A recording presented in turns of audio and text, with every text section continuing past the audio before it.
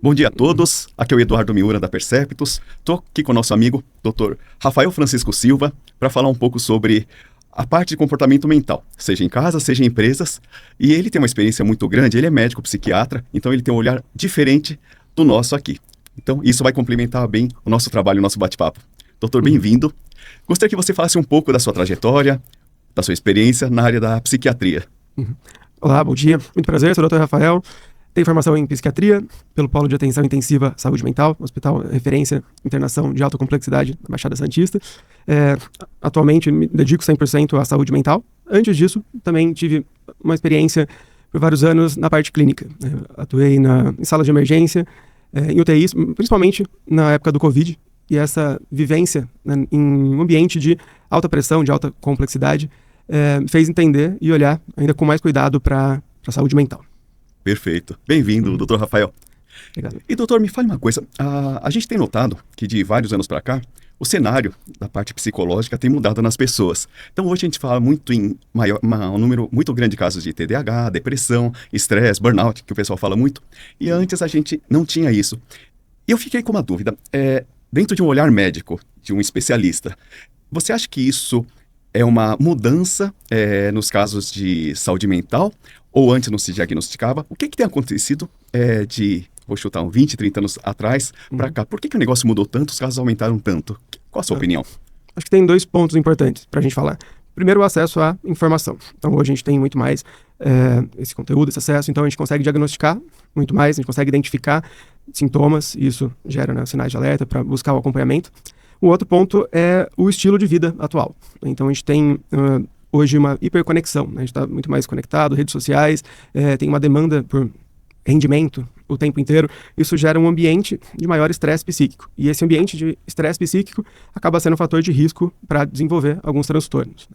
Na minha prática clínica, o que eu vejo com mais frequência, né, sem dúvida, seria os transtornos ansiosos e depressivos, os transtornos relacionados ao estresse e ao burnout. Acho que o burnout é válido falar também, que é o esgotamento psíquico, né? A gente tem uma energia psíquica, né? Eu gosto desse conceito ali, como se fosse nosso celular, né? A gente carrega ele, tem 100% de carga, a gente vai usando ao longo do dia, usando os aplicativos, vai consumindo ali. A gente também, a gente tem uma energia psíquica, 100%, a gente vai consumindo no dia a dia, serviço, relacionamento e tudo mais.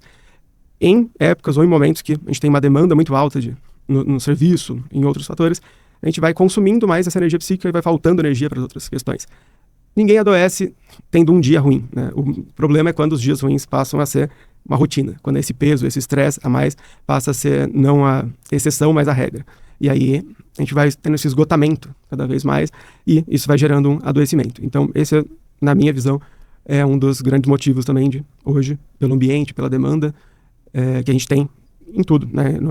Em todos os tipos de serviço ali, esse rendimento, essa demanda por alta produtividade acaba esgotando mais psiquicamente as pessoas. Joia. E é uma coisa interessante, né? O excesso de demanda que você comentou. A gente tem hoje, no dia a dia, se for pensar, você está no trabalho, você tem um celular, às vezes tem dois, às vezes nos casos tem três, que estão te solicitando, seja rede social, WhatsApp, Telegram, o que for. No computador você tem o pessoal chama de mensageria interna, né? Então é o Zoom, ou antigamente era o Skype, sempre tem alguém te chamando. Tem os e-mails. E é um excesso de estímulo. E depois você sai do serviço, vai para casa, batata, você vai pegar o celular para ver se tem alguma mensagem. Ou vai entrar no Instagram e você não sabe nem por que está entrando, mas você tem que entrar. Sim. Passa a ser uma coisa engraçada. Gera uma ansiedade, é como se fosse um vício, né? Exatamente. Então, esse excesso de conexão, né? A quantidade de estímulos, de demandas que a gente tem hoje, comparada, usando o exemplo da sua pergunta, né? Há 20 ou alguns anos atrás, com certeza aumentou demais, né? Então hoje a gente tem uma dificuldade de conseguir realmente desconectar. Antigamente tinha a carga horária ali, o serviço saía, tinha um telefone fixo em casa só, às vezes não tinha, né? Não era nem tão comum, era bastante caro, então só ia voltar a pensar naquele ambiente de serviço no outro dia ali. E hoje a gente não se desconecta, né? A gente está sempre ligado, a gente tem em várias áreas, em diversas áreas, na minha área também, a gente tem acesso, pacientes mandando mensagem, claro que essa comunicação é muito importante, né, para a gente colocar alguns limites, para a gente falar como que isso funciona na prática, mas eu vejo como um fator de risco muito grande para o adoecimento. Perfeito. Uma coisa que eu preciso confessar confessar a todos aí, às vezes chega de madrugada, naqueles dias que a gente está muito agitado e não consegue dormir direito, né? É casa ferreiro espeto de pau, né? A gente trabalha com comportamento humano, mas não dá para ficar 100% calminho, equilibrado. Então tem dias que é o dia do cão. E às vezes nesses dias que a gente não consegue dormir, não sei porquê, a gente deixou... Bom, eu deixo o celular perto por causa do alarme. Mas a gente acorda de madrugada, eu acordo de madrugada, não sei porquê, automaticamente eu pego o celular, começo a olhar e vou abrir o Instagram. Não sei pra quê, mas eu faço isso automaticamente. Acaba sendo um vício, uma coisa, né? Sim. Sem sentido. Talvez um comportamento, um mecanismo de defesa do cérebro ali, no momento que a gente está mais ansioso, a gente precisa de algum estímulo, né? Hoje em dia, a gente tem essa demanda por uma dopamina. Então, a gente acostuma o nosso cérebro numa quantidade de informação, de processamento muito alta. E quando a gente não tem essa quantidade de estímulo, a gente sente falta. E aí, a gente fica em abstinência, entre aspas, de um estímulo, de uma dopamina a mais. Então, quando a gente fica... Igual quando a gente entra no elevador, por exemplo, né? E não com outras pessoas, é quase que um instinto pegar o celular e olhar, porque gera um desconforto. Ambiente sem estímulo, né? A gente fica faltando algo. Costumo usar como exemplo as cidades do interior, né? Antigamente, as pessoas, no final de semana, colocavam uma cadeira na calçada ali, ficavam olhando, passava um carro, e ok, esse era o estímulo do dia inteiro, né? E hoje, mais uma vez, a gente não consegue pegar o elevador sem olhar ali, porque a gente precisa de estímulo. A gente foi perdendo essa habilidade de ficar sozinhos com nós mesmos, né? De olhar para as emoções, ali, de olhar para dentro de nós mesmos. E a gente precisa sempre de algum fator que nos conecta com o mundo, mas acaba nos desconectando de nós mesmos.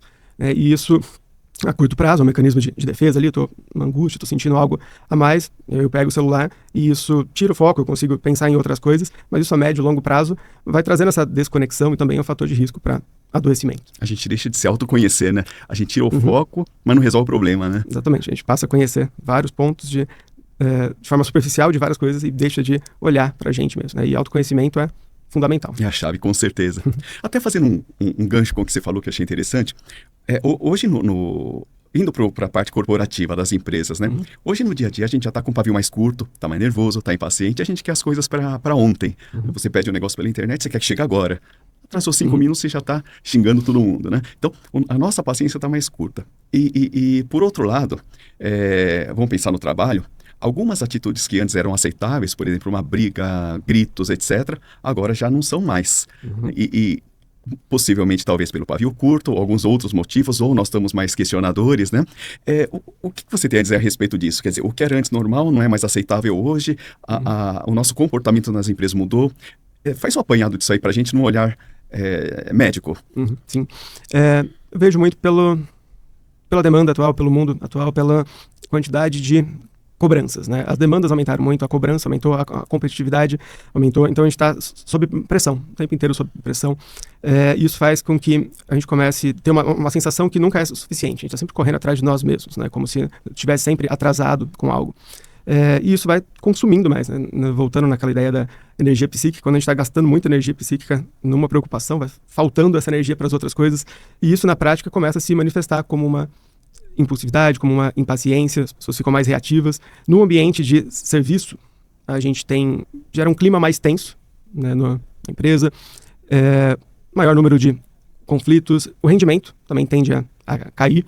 Então, e fora disso também, não só no ambiente de serviço, né, na vida, no dia a dia, os relacionamentos vão se desgastando mais, a gente vai começando a ter alterações de sono, e aí isso vai se somando, vai virando uma bola de neve, né? Então, são todos fatores de estresse psíquico e vão gerando um adoecimento psíquico. Então, essa relação com o serviço, com a produtividade, com certeza, também é um dos fatores de risco. Perfeito. Sabe que tem uma coisa que... Eu acabei de lembrar de uma coisa que me comentaram uma vez, né? É interessante como é a imagem que a gente forma das coisas. Uma vez uma pessoa me falou que eu sempre tá atrasado, tá tarefado, tá lotado de coisas, é o glamour corporativo. Eu não concordei muito. Eu falei, ok, existe isso, mas ter isso aí como dia a dia é ruim, porque você falou, realmente, tá sempre correndo atrás do tempo. E o que acontece? Pelo menos quando eu estava como funcionário, eu vi o seguinte, durante o dia, imagina, você tem o seu computador ligado e você tem um monte de janela com pendências abertas. E você tem que fazer você tem que entregar tudo aquilo. Só que você precisa fazer tudo ao mesmo tempo. E nesse meio tempo tem mais gente pedindo outras coisas. E mais janelas se abrem. E você nunca consegue fechar. Então a gente cada vez mais se acumula de coisas para fazer, a gente não consegue fechar ou fecha muito atrasado, por isso a gente vive sempre atrasado. Isso aí vira uma bola de neve que vai aumentando, aumentando e nunca tem fim. Aí começa a gerar ansiedade, o burnout, no caso mais crítico, e o negócio parece que vira uma bola de neve. É mais ou menos, acho que isso que acontece, né? Exatamente. Eu costumo fazer uma analogia com o trânsito, né? Então a gente vai gerando um trânsito de tarefas, de informações não realizadas. Se a gente tem uma quantidade de demanda e a gente está conseguindo lidar, então a gente tem o trânsito, o fluxo está caminhando bem, ok. Se a gente começa a ter essas várias janelas ali abertas, várias demandas que não estão sendo resolvidas, isso vai gerando um trânsito ali, e aí isso não flui direito. E aí a gente chega à noite ainda com aquele trânsito não resolvido, e aí nosso sistema de vigília, né, a gente não consegue relaxar direito, a gente tem uma hipervigilância, isso começa a atrapalhar nosso humor, começa a atrapalhar o nosso sono, e aí vai entrando nesse looping, né? Então a ideia é como não formar esse trânsito, né? Como fazer as coisas fluírem, precisa de uma organização, né, de uma rotina ali, mas tem algumas armadilhas, né, no nosso dia a dia hoje que geram isso, né? Então essas relações, esse excesso de cobrança, esse excesso de conexões ali vai adoecendo, vai gerando esse trânsito emocional ali. Perfeito. Assim. E a gente tem que se policiar também, né? A gente tem que se organizar para evitar isso, né? Já tem uma sobrecarga pertinente, normal do trabalho. Se a gente não consegue gerenciar isso aí, é complicado, né? Às vezes precisa delegar, às vezes precisa falar que eu estou sobrecarregado, né? Manejar isso aí, correto? Exatamente, né? Tem alguns hábitos, eu costumo falar que vão jogar no nosso time e outros que vão jogar contra o nosso próprio time. Né? Então, limite quem impõe é sempre nós mesmos, né? Ninguém vai colocar limites pra gente. Então, claro que em cada ambiente tem algumas relações ali que precisam ser seguidas, né? Mas a gente saber identificar, todo mundo tem o seu limite, isso não é bom ou ruim, certo ou errado, fraqueza ou não. Essa comunicação, né, ela fluir, ter uma clareza na comunicação é fundamental para que a gente não chegue nesses pontos de esgotamento, né? Mais uma vez, não é um dia de estresse que adoece, né? Mas é o dia a dia, a gente não conseguir ter essa comunicação, a gente não conseguir melhorar esse trânsito ali de informações e de tarefas não resolvidas, e isso a médio e longo prazo vai gerando um adoecimento psíquico. Fora alguns outros hábitos, acho que vale a pena a gente falar, alimentação, atividade física, qualidade de sono, né? Então são todas questões, acho que dá pra gente falar que todo mundo tem essa consciência de que são importantes, mas na prática, no dia a dia, às vezes não consegue colocar. Então, com certeza, não ter esses hábitos são fatores que vão estar jogando contra o nosso time, né? Então, é um detalhe, mas não é tão detalhe, assim, porque faz uma diferença gigantesca. E é ótimo você falar isso porque... Em teoria a gente sabe que tem que comer direito, tem que fazer exercício sempre, né, equilibrar o sono, né, a gente está cansado de ler isso, mas a gente não faz, né, são poucos os casos, ou muita gente fala que faz, não faz, ou faz mais ou menos, né, então isso aí é importante você lembrar a gente, dar mais uma martelada para a gente se policiar nisso aí. Sim, a gente ter esse respeito próprio, né, respeito com nós mesmos, de tendo a consciência de que um hábito vai jogar no nosso time, vai ser a favor, porque eu não coloco ele como algo na minha rotina, né? Claro que entendo que o dia a dia é corrido, tem várias coisas, às vezes não dá muito tempo, mas se a gente conseguir se planejar e colocar como prioridade, né? Segundo a OMS, Organização Mundial de Saúde, 2026, a recomendação, 150 minutos de atividade física por semana. Então seria 50 minutos, 3 vezes por semana. Ok, talvez não dê para fazer, não caiba em todas as rotinas, mas a gente tentar o máximo possível, né? Fazer algumas vezes por semana, isso com certeza já vai ajudar muito, né? Então isso é fundamental. Alimentação, mais uma vez, pelo dia a dia, o hábito de vida hoje mais corrido, às vezes não dá tempo de ter uma alimentação saudável e acaba recorrendo a fast food. Eventualmente também ok, né? Mas a questão é o dia a dia. E aí se a gente junta uma rotina de sedentarismo, uma alimentação que não é o ideal, um ambiente de estresse psíquico no dia a dia, no serviço, uma qualidade de sono que não vai ser restaurador, com certeza é a receita para um adoecimento. Perfeito. Sabe que você comentou isso, acabei lembrando de uma reportagem que eu li. Hoje, os jovens... Vamos pensar, na nossa época, a gente, quando tinha uns 18 anos, 20 anos, nós éramos da geração vida louca, né? Então, saía de madrugada, etc. Não sei o seu caso, não precisa também se denunciar, né? Mas era o comum na época, de ser o legal era fazer isso. E o pessoal mais novo agora parece estar se cuidando mais, né? Então, as baladas à noite começaram a diminuir, o pessoal está praticando mais esportes. É engraçado que tem, o pessoal fala que tem balada de café da manhã agora. Eu achei interessante ler isso, como as coisas estão mudando. Claro que tem espaço para os dois, né? Mas o que me parece é que a geração mais nova está se cuidando mais. Você vê isso aí também como uma coisa real? Você que tem contato com bastante gente? Eu vejo, talvez, uma conscientização melhor, sim. Pelo aquele mesmo motivo que estamos tendo mais acesso à informação. Sim. Nossa geração também já começou a ter esse acesso. Agora as novas gerações têm desde cedo. Então eu diria que a gente está em uma transição, né? Uma geração que está sofrendo as consequências dessa mudança de estilo de vida, de não ter hábitos saudáveis, de estar vivendo num ambiente de estresse psíquico.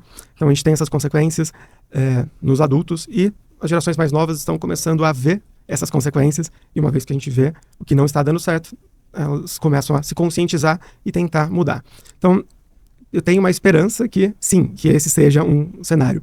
Diria que é um pouco cedo para a gente realmente afirmar, para a gente constatar que estamos tendo essa mudança. Mas fica essa expectativa, assim, de que cada vez mais, né, os jovens comecem a entender essas relações, algumas relações que eram comuns antes no serviço, né? Uma questão de hierarquia é diferente da questão do assédio, da questão do abuso, né? Então, talvez culturalmente, essa questão do abuso, do assédio nas empresas, era algo muito mais normal anteriormente, né? Era uma estratégia até para manter uma liderança. Sim. E hoje em dia já não tem sido também aceito, né? Então, as novas gerações, tenho visto que tem tido uma preocupação a mais com isso, tem tido um feeling, talvez uma sensibilidade a mais nessa parte, mas, como eu disse, ainda está muito no começo desse processo, né? Não me arriscaria a dizer que estamos ainda nessa evolução, mas esperamos que sim. Perfeito, perfeito. E doutor, uma outra coisa, falando do meio corporativo, você falou de assédio e tudo mais. Normalmente nas empresas a gente tem as políticas anti-assédio, anticorrupção, código de conduta, tudo mais, né? E mesmo assim, ainda tem líderes que, não generalizando, tem líderes muito bons, mas tem ainda o líder que a gente fala que é o líder antigo, ou o pessoal, muitos falam líder raiz, que na verdade raiz não tem muita coisa, mas de qualquer forma o grosseiro, o que pressiona em excesso, tudo mais, né? Sim. E a gente tem, claro que nem todo mundo está engolindo mais isso aí, até porque não pode, né? Hoje a gente tem a NR1 para sair, tem ações judiciais, tem ISO 45003, um monte de mecanismo, um monte de normas aí para a gente poder evitar isso, né? Sim. Mas de qualquer forma, isso ainda traz adoecimentos. Para os seus pacientes adultos, jovens que trabalham, o que você tem visto de distúrbios mais comuns consequentes disso aí? Nesse ambiente, né, mais uma vez, de estresse psíquico muito intenso, a gente vai tendo um esgotamento emocional. Eu diria que a grande maioria, na minha prática clínica, começa com alguns transtornos de sono, né, de não conseguir se desconectar, não conseguir desligar, e isso vai gerando sintomas ansiosos ao longo do dia também. Hoje, uma das grandes causas de afastamento, né, de serviço ainda é pela parte ortopédica, por dor, mas a parte de afastamento por saúde mental já está entre as 3 maiores causas de afastamento, né? Pela OMS, atualmente, estima-se que 15% dos adultos em idade produtiva, né, tenham algum transtorno mental, ou já passaram por algum transtorno. Então isso fica claro também porque a saúde mental nas empresas passa a ser uma questão de saúde pública, né? Então isso acaba impactando de várias formas ali, tanto a qualidade de vida, quanto financeiramente também as empresas e o governo em geral. Perfeito. Então, esses transtornos ansiosos, principalmente, né, eu vejo que tem acontecido bastante, e uma condição ansiosa, alteração de sono, que não vai se resolvendo, que vai se perpetuando, é um fator de risco para sintomas depressivos. A gente vai se esgotando cada vez mais. Então, a ideia é que quanto antes a gente consiga identificar isso, né, a gente ter políticas ali de prevenção para a gente identificar, e aí já conseguir direcionar esse paciente para ter o cuidado que ele precisa. Perfeito. E até, doutor, dentro do nosso trabalho que a gente está fazendo, o seu trabalho na área corporativa agora, imagina o seguinte, eu sou um gestor, eu sou dono da empresa, eu sou um gerente, um líder. Como que eu não estou acostumado, vamos supor que eu não esteja acostumado a olhar para esse lado, porque é uma coisa nova para todos. A grande parte está focada em indicadores de produtividade, etc., né? Produção, faturamento, etc., o que você daria de dicas? O que eu tenho que perceber nos funcionários? Que sinais que pode estar acontecendo que eu não estou vendo, que pode estar demonstrando que tem uma bomba relógio lá ligada, alguma coisa que está prestes a explodir. O que eu noto no comportamento das pessoas? Você dá alguns sinais para mim? Sim. Nesses casos, né, para as empresas, costumo falar que informação é sempre o melhor remédio, né? Então, a gente ter as capacitações para que a gente consiga identificar o quanto antes, né, alguns sinais, algumas mudanças ali, é fundamental. Então, para os gestores nas empresas, os principais sinais, red flags ali, seriam a gente olhar os números, né, a questão de faltas, de afastamento, alguma queda brusca de produtividade, isso também pode estar relacionado, mudanças de comportamento, passar a ter conflitos, né, de forma mais frequente. Então, Esses são alguns sinais que eu diria de alarme ali para que alguma coisa pode não estar caminhando bem. O ponto que é importante deixar claro, a gente não está aqui pedindo para que a empresa faça diagnóstico. Diagnóstico é uma responsabilidade, uma questão médica. A gente está falando de capacitação para a gente identificar sinais de alarme e, a partir daí, a gente ter um encaminhamento para um tratamento. Então, para a gente dividir essa responsabilidade também.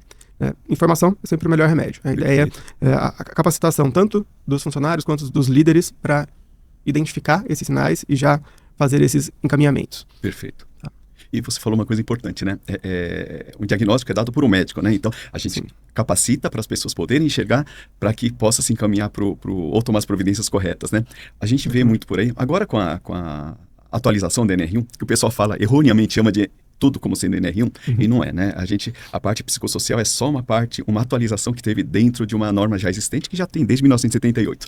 Mas, de qualquer forma, como saiu essa atualização, surgiram um monte de cursos um monte de gente querendo fazer renda extra. Só que o que acontece que eu percebo por aí, até fazendo um gancho com o que você falou, diagnóstico, que tem que dar o médico, né? Então, surgiram, eu li isso aí essa semana, um psicólogo colocou uma publicação até interessante, né? Que a gente tem mais blogueiros falando de NR1 do que especialistas, né? Então, a gente tem especialistas, tem engenheiro de segurança do trabalho, médico do trabalho, psiquiatra, psicólogo, enfim, né? Eu sou psicanalista também, então a gente está nessa área. Mas tem muita gente que está saindo como curioso para fazer isso e eu vi muitos laudos errados, muita informação errada, capacitações erradas, porque o pessoal faz um curso e começa a fazer um curso a partir daquele curso que fez. Enfim, né?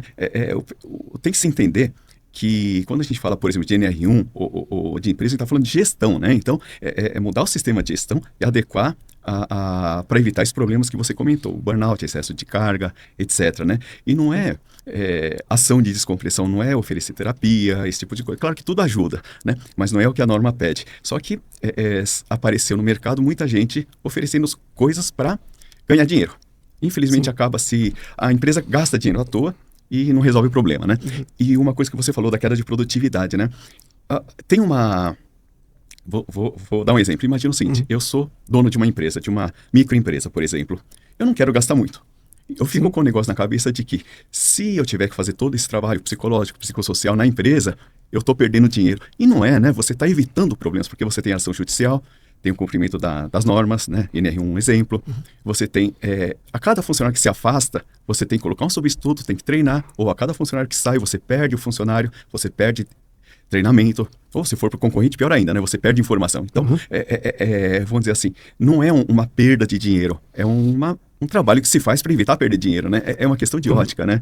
Você nota isso aí com as pessoas que falam contigo? Existe esse conceito de perder dinheiro ainda, que poucos ainda pensam o contrário, a maioria ainda pensa em não querer gastar, né? Você vê isso aí no mercado? Sim, com certeza. Isso ainda vejo. Eu acho que a saúde mental, em geral, a psiquiatria ainda tem um histórico muito pesado, né? A gente tem uma bagagem ali uma bagagem cultural muito pesada. A reforma psiquiátrica foi na década de 80, ainda muito pouco tempo. A gente tem, antes disso, uma ideia de que o acompanhamento psiquiátrico era sinônimo de exclusão. O uso de medicações com vários efeitos colaterais, sedação, o paciente ficava sonolento, babando ali. Isso ainda se reflete no dia a dia hoje. Então a gente ainda tem alguns preconceitos, né? Acho que um dos nossos grandes desafios é desmistificar a saúde mental. Então, com certeza, ainda temos um pouco disso enraizado no dia a dia hoje, mas o olhar para a saúde mental, principalmente na parte corporativa, com certeza não é um gasto, é um investimento. Né? Um investimento em qualidade dos nossos funcionários, investimento em produtividade também. Não tem como a gente ter saúde mental em um ambiente de empresas em que a falta de respeito seja algo comum ali. Então, a gente tomar esses cuidados para que a gente esteja em um ambiente saudável, com certeza vai ser um investimento para a empresa em geral. E uma coisa interessante que você falou, não pode ser uma coisa comum, né? A gente tem os comportamentos que a gente sabe que são errados, errôneos, e a gente não pode cair naquele negócio de é comum. ok, e deixa quieto. Não pode, né? Assim como falta de ética, esse tipo de coisa. Então, tem coisa que não pode se conformar. A gente tem que consertar. Até porque depois você está abrindo um buraco que vai ficar maior ainda e você vai cair lá dentro, né? Então, é uma coisa bem que a gente tem que tomar bastante cuidado. E, doutor, uma coisa que eu ia perguntar para você. A gente está falando lá na recepção sobre inteligência artificial. Sim. O que acontece? Hoje tem muita gente que tem receio de perder o emprego pela inteligência artificial ou por automação. A gente usa no dia a dia, seja o ChatGPT, Gemini ou algum outro instrumento, né, de inteligência artificial para algumas coisas. E uma coisa interessante, por mais que se ganhe produtividade, uma coisa que eu notei, para mim, particular, eu fico brigando mais com o negócio do que resolvendo. Então, às vezes em casa, minha esposa me vê, para de brigar com o ChatGPT, né? Aí eu falo, pô, mas por mais claro que seja a pergunta, né, por mais clara, ele responde uma coisa para massagear o meu ego, mas não o que eu quero saber. Se estou errado, ele concorda comigo. Se eu discordo, depois ele fala, você tem razão. Então, quer dizer, é uma máquina. Eu já vi gente fazendo, olha, por incrível que pareça, terapia com inteligência artificial. Ao invés de ir para um psicólogo, ou para um terapeuta, ou para um psiquiatra, e eu vou conversar com o ChatGPT ou com alguma outra inteligência, porque ele me deixa feliz, né? Qual que é o perigo? Bom, são duas perguntas. Primeiro, qual que é o perigo de fazer isso? E segundo, né? Eu acredito que a inteligência também gere um outro tipo de estresse. Você poderia comentar essas duas coisas? Sim, começando pelos riscos ali, né? Sempre falo nos meus atendimentos que eu trato pessoas, né? Quando a gente fala sobre IA, ela trata algoritmos ali, então não vai ser algo individualizado. Acho que esse é um dos grandes riscos ali.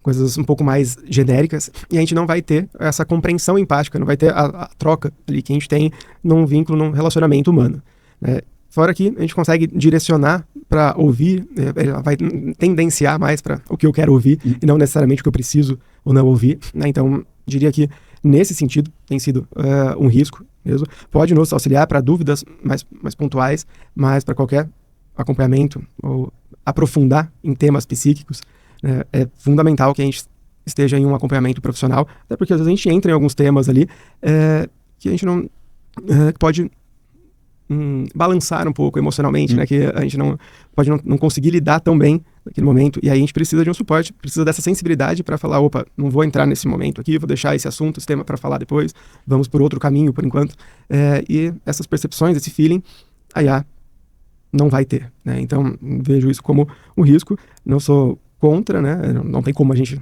ir contra isso, não é nesse sentido também, mas essa moderação, né? Essa ponderação ali dúvidas pontuais, ok, mas está sempre em um acompanhamento com um profissional qualificado também. Isso é fundamental. A outra pergunta quanto aos ansiedade, né, que a IA tem gerado, vejo em várias áreas, sim, essa preocupação, inclusive na área médica, principalmente em análise de exames, de imagens, né? A gente tem uma sensibilidade muito maior a capacidade de identificação de variações de imagens, né? Então, geram essa insegurança, mas, mais uma vez, o poder crítico de decisão nunca vai ser substituído, né? Essa parte humana ali, de eu entender não só os dados estatísticos, mas contextualizar aquilo na vida daquela pessoa. Então, isso é algo que a gente está bem longe de alcançar ainda com a IA. Perfeito. Olha, pessoal, até ressaltando, a gente não está falando que a IA é ruim, pelo contrário, é uma ferramenta muito importante, né? Com certeza. Só que tem que saber usar, né? Então, muitas vezes a gente usa, até eu muitas vezes uso de maneira errada. A gente tem que saber usar. O que eu faço hoje quando faço uma pesquisa, me cite as fontes, eu entro na fonte para ler, dá um trabalho do caramba, mas eu entro para conferir, para ver se tem nexo ou não, porque muitas vezes não tem. Muitas vezes as fontes nem existem. Então, a gente viu casos recentes de auditorias que receberam multa porque citaram fontes que não existem, enfim, né, geradas por IA. Caso no judiciário, onde o pessoal põe respostas de um processo gerado por IA, então tem que tomar bastante cuidado com isso, né? Com certeza. Na prática clínica, né, eu vejo muitos pacientes chegam com algumas ideias de intervenções, de medicações, que leram também na IA. Não sou contra, acho válido esse acesso à informação, e eu sempre estimulo, até sempre gosto de informar sobre diagnóstico, sobre as possibilidades terapêuticas, falo para que os pacientes leiam, para que na próxima consulta a gente tenha essa troca de informação, mas ali a gente vai ter algumas possibilidades teóricas não contextualizadas na vivência, na história clínica de cada um.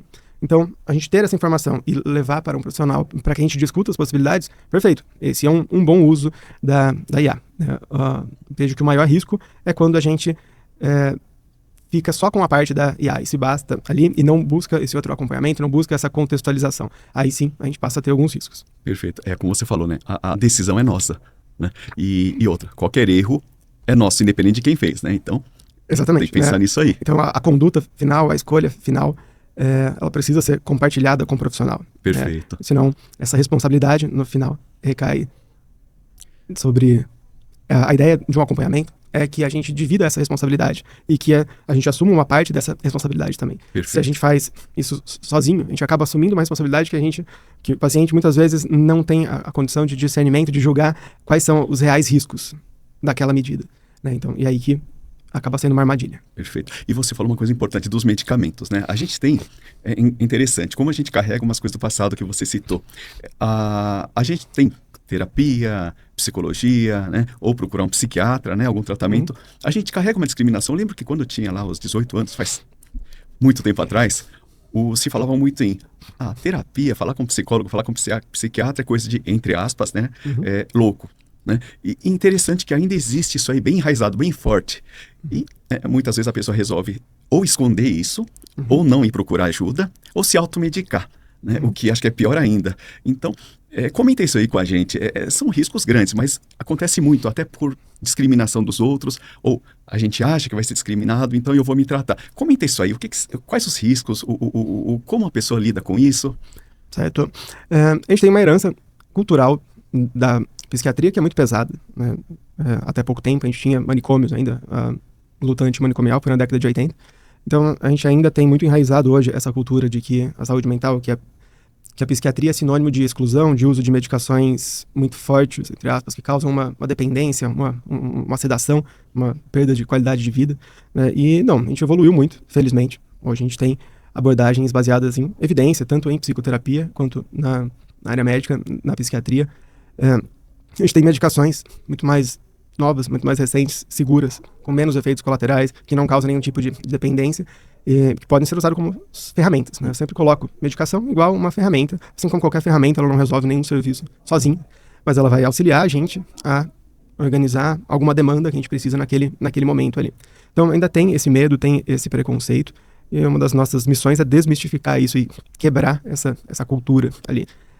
Com a psicoterapia, eu vejo bastante preconceito também, né? Como que falar com alguém vai me ajudar ali, né? Então, é importante separar que a gente não é uma conversa com um amigo. É claro que é importante conversar e ter uma rede de apoio para você falar sobre alguns temas que incomodam também, mas quando a gente está em um acompanhamento, é um ambiente neutro, livre de julgamento. Quando a gente vai falar com um amigo, tem a expectativa sua do que o amigo vai sentir e tem a sua preocupação em falar ou não algumas coisas para o amigo, porque ele pode julgar ou entender de uma forma ou outra. E no acompanhamento profissional, a ideia é que seja um ambiente totalmente neutro. Eu vou falar das minhas angústias, sem me preocupar com o julgamento do outro ou não. E só o fato de eu falar sobre uma emoção, isso já é terapêutico, né?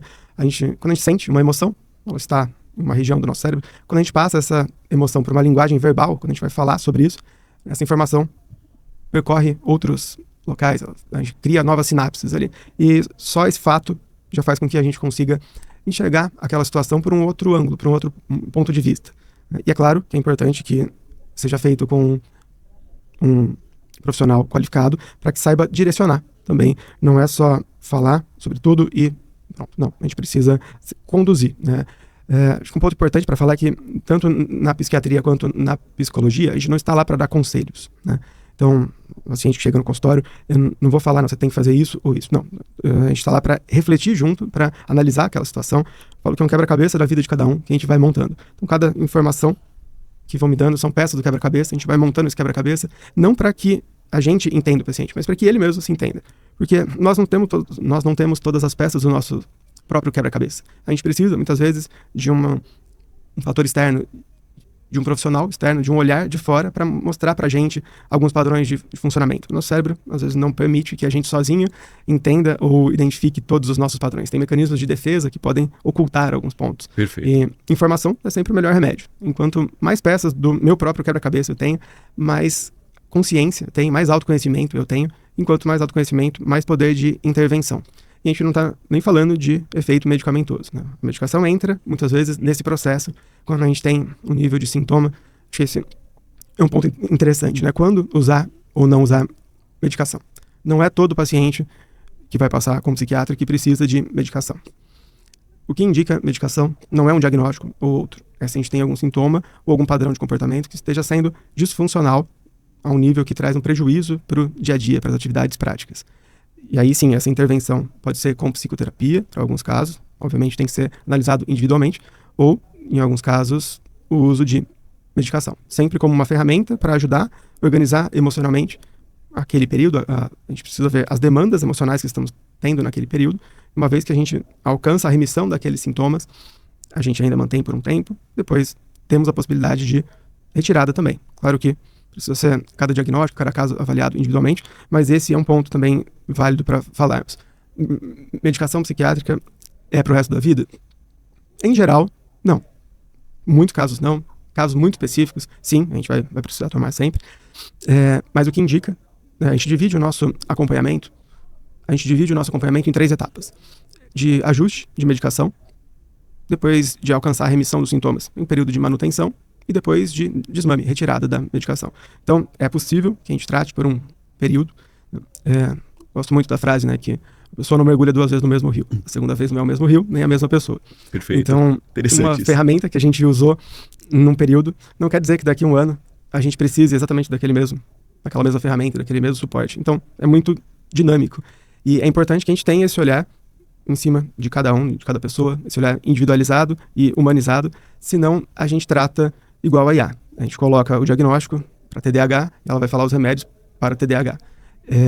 Mais uma vez, isso é interessante no sentido de ampliar o leque de conhecimento, de possibilidades, mas depois de ter essa informação, é importante que a gente leve junto com o profissional para a gente contextualizar isso na vivência de cada um, na história clínica de cada um, para ver o que faz sentido ou não. E não simplesmente diagnóstico e remédio para aquele diagnóstico. Ótima dica. E quem pode dar remédio é somente o médico, né? Não pode ser um terapeuta, nem um psicólogo, nem um psicanalista, né? Então tem que ser um médico. Isso aí é importante deixar bem claro, né? Sim.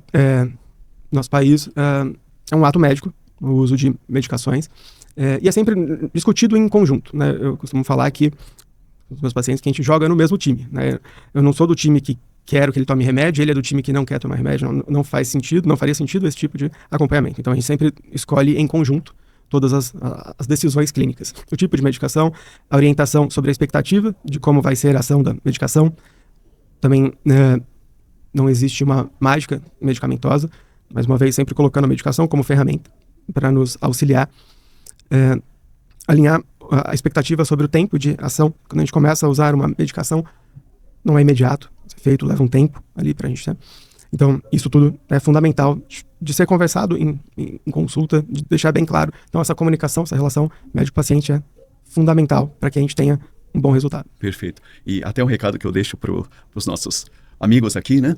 Sim. Seja pessoa, seja empresa, não tenha vergonha de procurar ajuda, né? Seja de um psiquiatra, seja de um psicólogo, seja de um terapeuta, de um profissional, né? Isso aí é importante. E no caso dessa explicação, dessa explanação que você deu, uma das coisas que a gente faz em conjunto é levar isso aí para as empresas, para um dia, algumas horas de explicação com um médico, com um psiquiatra, um profissional da área, falando da importância de quebrar esse mito, né? De que é coisa de doente mental, né? Quer dizer, é coisa de louco, como se falava antes, de maneira depreciativa, né? Então, todo mundo tem estresse, todo mundo tem algo para se tratar.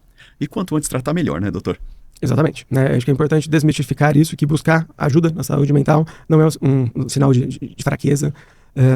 Transtorno mental não é fraqueza, não é frescura, né? É importante, todos têm os seus limites ali, saber reconhecer isso e saber comunicar isso para que a gente consiga ter uma organização, ter uma experiência prática da melhor forma possível. Então, essa desmistificação do acompanhamento, ela é fundamental. Perfeito. E uma coisa até ressaltando, né? Não é se automedicar, não é se tratar com IA, né? É procurar profissionais qualificados, não procurar curiosos, né? Que acabam prejudicando ao invés de ajudar. Sim, hoje em dia, a gente fala muito em medicina baseada em evidência. Sim, né? sim, então, sim. O que a gente passa para os nossos pacientes, no nosso acompanhamento, seja no consultório, seja nas empresas, não é uma opinião só própria. É baseado em estudos clínicos, baseado em evidência científica, de que aquelas medidas, aquele uso daquela medicação tem um potencial muito alto, tem uma porcentagem muito grande de ajudar, tem uma chance muito grande de ajudar, tem um potencial de auxiliar no nosso objetivo.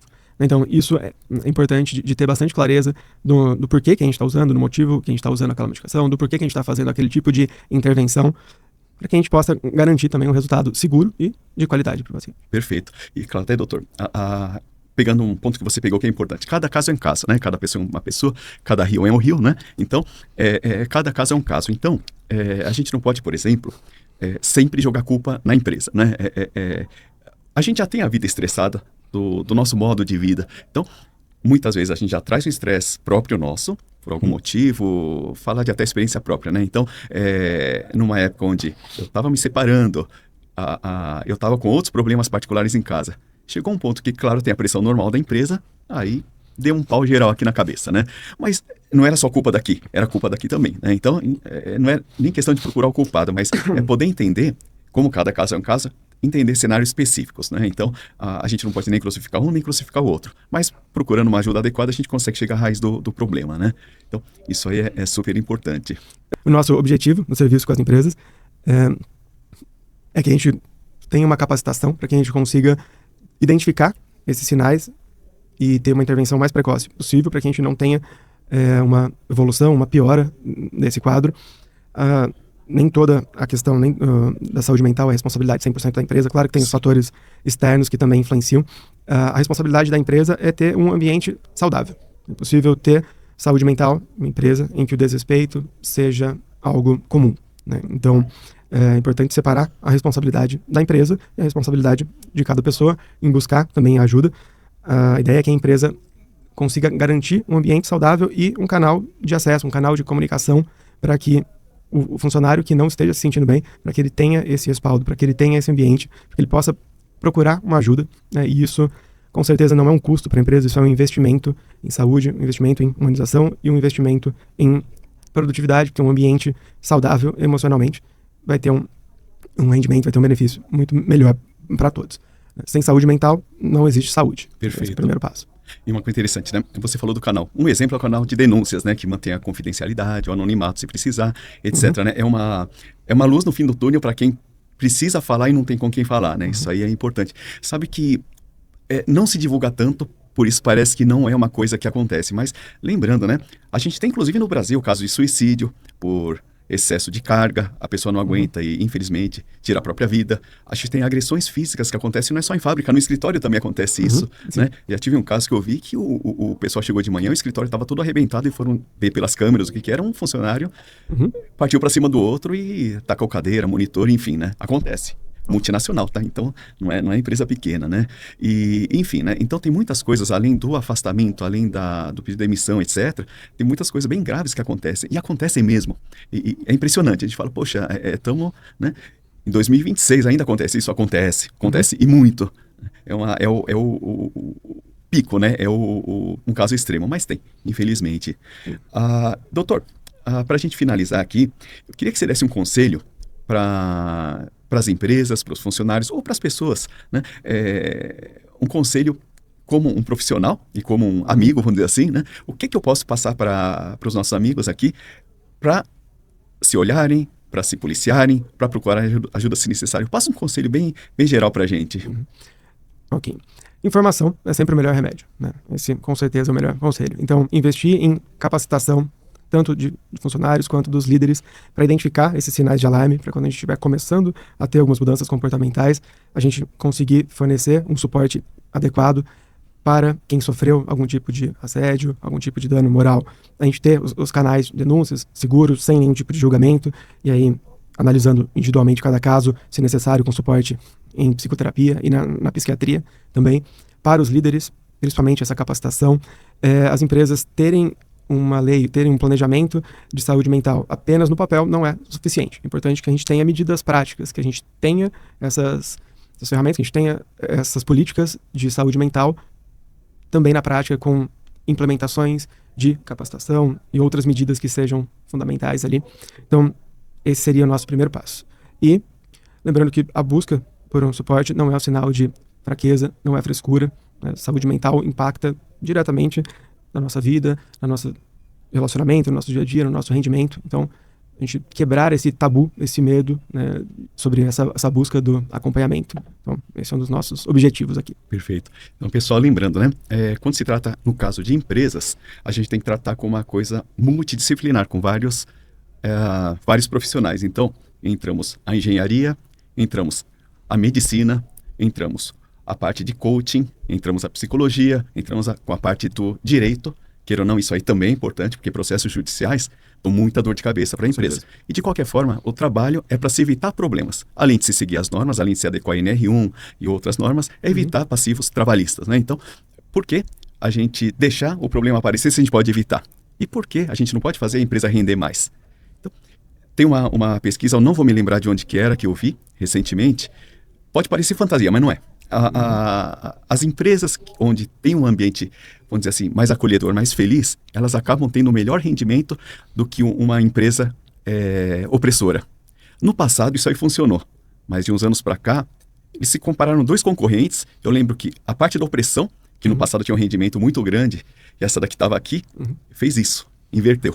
Então, foi uma coisa interessante. Depois eu vou procurar essa pesquisa e publico para vocês. Mas, de qualquer forma, depois do vídeo vai ter os nossos contatos para vocês entrarem em contato conosco, para falarem conosco. A gente vai estar muito feliz de estar atendendo a todo mundo. Doutor, obrigado aí pela atenção. Obrigado. E vai ser uma série de outros vídeos que a gente ainda vai publicar com relação à saúde mental. E a gente vai contar com você, com a sua presença. Muito obrigado pelo convite. Fico feliz de poder participar, de poder agregar aqui. E conte comigo sempre. Estaremos por aqui. Perfeito.